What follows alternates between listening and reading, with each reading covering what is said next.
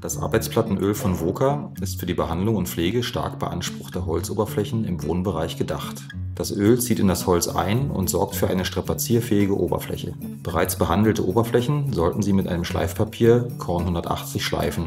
Saugen Sie den Schleifstaub ab. Reinigen Sie die Oberfläche dann gründlich mit dem gebrauchsfertigen Intensivreiniger-Spray. Sprühen Sie es unverdünnt auf die zu bearbeitende Oberfläche auf und lassen Sie es kurz einwirken und nehmen Sie anschließend den Intensivreiniger mit frischem Wasser ab. Danach muss die Oberfläche mindestens 8 Stunden trocknen. Rühren Sie das Öl vor und während der Verarbeitung gründlich auf. Nun können Sie es gleichmäßig und deckend auf die Oberfläche auftragen. Lassen Sie das Öl etwa 20 Minuten in das Holz einziehen, trockene Stellen bitte gleich nachölen.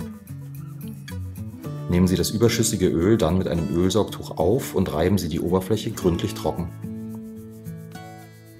Nach einer Stunde das Öl noch einmal auftragen.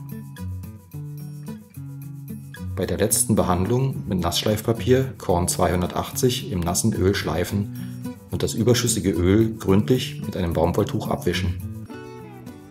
Mit einem weißen Handpad können Sie die Oberfläche zum Schluss noch polieren. In den nächsten 24 Stunden sollte das Holz vor Feuchtigkeit geschützt werden.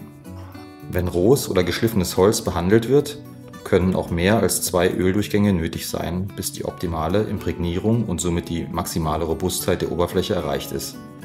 Intensiv genutzte Oberflächen müssen regelmäßig bei Bedarf nachgeölt werden. Entsorgen Sie Tücher und Pads, die mit dem Öl in Berührung gekommen sind, mit Wasser angefeuchtet in einer separaten Mülltüte und verschließen Sie diese, um die Gefahr einer Selbstentzündung auszuschließen.